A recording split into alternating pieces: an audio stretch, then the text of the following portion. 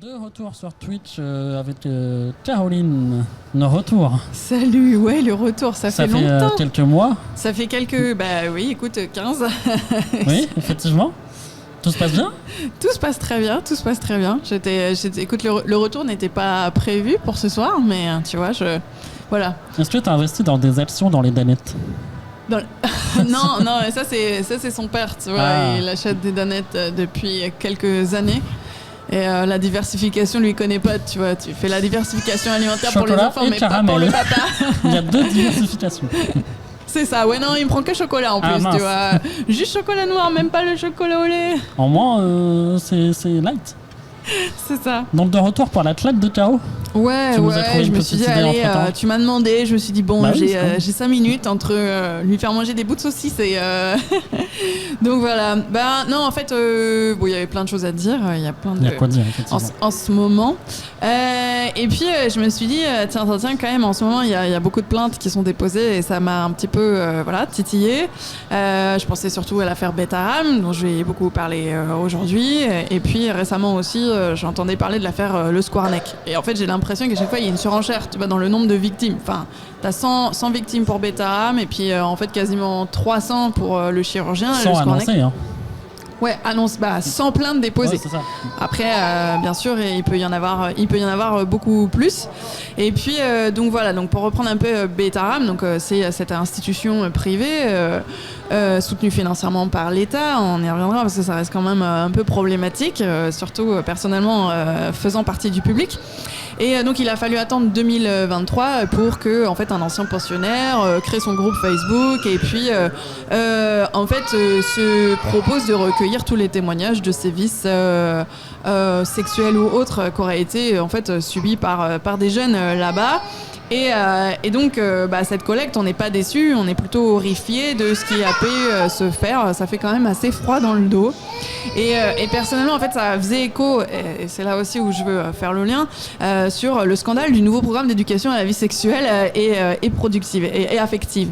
Et en fait, donc ce programme-là, ça fait un tollé pas possible. Bon, on sait qui pose problème en général. À droite et l'extrême droite. Il y a eu de très très nombreuses pressions. Nous, on y est sujet aussi. Déjà, dans l'éducation nationale, il y a pas mal de pression au niveau du rectorat, on le sait. Et puis, là, voilà, ça a été de toute façon clairement affiché. Sur certaines émissions aussi télévisées que l'on ne citera pas forcément. Qui n'existe plus d'ailleurs. Ouais, voilà. Mais n'empêche qu'elle a fait suffisamment de mal. Et d'ailleurs, quand ce programme a été sorti, quand il y avait... la proposition du programme et que plein de personnes s'étaient offusquées de ce programme. Bon, déjà, j'étais allée m'intéresser au contenu en me disant qu'est-ce qui peut offusquer quand même et surtout qui peut bien être contre un programme qui en fait fait en sorte que des jeunes sachent s'exprimer et faire en sorte de dénoncer en fait les agissements tels qu'il y a pu y avoir pour cette affaire Betaram dans cette institution. Parce que le contre-argument c'était ils sont trop jeunes pour entendre parler de sexualité. Ouais, voilà, parce qu'en fait, bien sûr, en fait, dans cette fameuse émission à 4 lettres que je ne mentionnerai pas, en fait, il était clairement dit qu'on allait parler à des gamins de peut-être 5 ans, de fellation, d'anulingus ou je sais plus quoi, enfin... C'était vraiment n'importe quoi, mais suffisamment en fait pour faire peur, pour que des gens y croient, parce que y a des gens qui vérifient jamais rien, qui ne vérifient jamais les sources, alors que le programme il était en ligne, il y avait juste à aller voir. Et c'est simplement que des petits, on leur apprend à dire, ma fille elle est pas contente, on leur apprend simplement à dire non et à donner des limites quoi.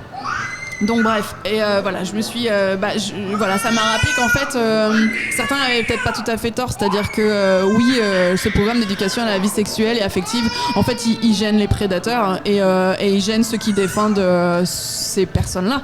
Et quelque part, si on est gêné par ce programme, c'est qu'a priori, on a un souci à régler avec la justice ou dans son environnement proche. Mais c'était pas dans ce même programme où il y avait aussi de l'éducation aux personnes trans, etc. Je sais pas si c'est la même chose ou si c'est... Non, c'est pas. C'est simplement donc dans ce programme-là, il était question de de faire... en fait, l'idée, c'est qu'il n'y ait plus de harcèlement aussi pour ces causes-là, et donc de faire comprendre qu'on a tous des identités plurielles. Voilà, on a des personnes qui sont trans, on a des personnes qui sont homosexuelles, on a des personnes qui sont bisexuelles, enfin voilà, et de faire comprendre aux enfants, parce que c'est quand même la principale base des moqueries dans nos instituts. Voilà, c'est simplement de dire, d'expliquer en fait pourquoi ces personnes sont comme ça, parce qu'en général, quand on comprend un phénomène, ça laisse un peu moins place à la moquerie. Nous, on voit déjà en fait finalement dans les établissements scolaires que les enfants qui ont des maladies identifiées sont moins sujets au harcèlement. Tu vois, un gamin typiquement en fauteuil roulant, il sera pas harcelé en fait. Ceux qui sont harcelés, c'est justement ceux qui semblent entre guillemets déviants par rapport à la norme, mais qui sont pas peut-être ou ouais, voilà, c'est ça, et qui sont pas compris, qui sont pas identifiés comme tels.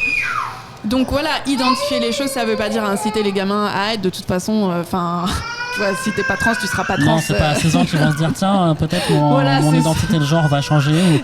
Ça peut arriver, mais c'est très rare. Ouais, mais c'est qu'il y avait déjà un terrain de toute façon, et que quelque part à un moment donné, ça se serait déclaré. Donc voilà. Puis plus largement, je me posais la question aussi, c'était de la place des enfants dans nos sociétés. Parce que on reconnaît, on a la Convention des droits de l'enfant, mais en fait c'est pour en faire quoi? Parce que même les cours d'éducation à la vie sexuelle et affective, si c'est même pas pour les écouter quand ils veulent déposer plainte, quand ils veulent se faire entendre, dans l'institution Betaram, c'était les humilier et leur imposer presque encore plus de sévices. Voilà, donc en fait, quelle est la place de ces enfants? Moi j'ai une gamine de 11-12 ans qui me dit madame, je veux faire de la politique plus tard, et en fait qu'est-ce qu'on leur dit à ces gamins-là? Ouais, mais pas tout de suite en fait. Non, moi je suis contente qu'il y en ait qui s'y intéressent, mais de se dire en fait ouais, mais pour l'instant en gros t'as pas le droit de parler quoi. Et ça c'est quand même assez gênant. Et je sais pas si t'as vu les interviews du juriste de la ville. Non, j'ai pas. Et en fait ça disait que l'humiliation s'attardait exclusivement sur des enfants qui avaient des déviances, des problématiques, j'ai vu etc. la gestes maniérés, ce genre de choses. Ouais, c'est ça. C'était vraiment l'idée, c'était de les casser les gamins. C'est ça. Et en fait, personne n'a visiblement été attentif à tous les signaux faibles qui pouvaient être forcément envoyés par ces gamins-là, parce que c'est pas possible. Ça pouvait pas bien se passer à la maison, ça pouvait pas bien se passer en classe. Et personne les a écoutés. Donc, quelque part, il y a les prédateurs qui sont coupables, mais la société quand même, elle porte son lot de responsabilité. Et c'est vrai que quand on voit en fait une société encore se dire « Ah non, mais faire des cours d'éducation à la vie sexuelle, c'est pas possible », à un moment donné, déjà, ce cours, il a rien de révolutionnaire parce qu'on est censé en fait le faire depuis 20 ans. En SVT, il y a peut-être des choses comme ça qui se passent. En fait, le programme, il existait déjà. C'est juste qu'il est un peu refondu et qu'on a envie de l'appliquer pour une fois. Mais ça fait 15 ans que les gamins sont censés recevoir 3 heures de cours et qu'ils n'ont pas. Donc, en réalité, j'espère que ce sera au moins appliqué.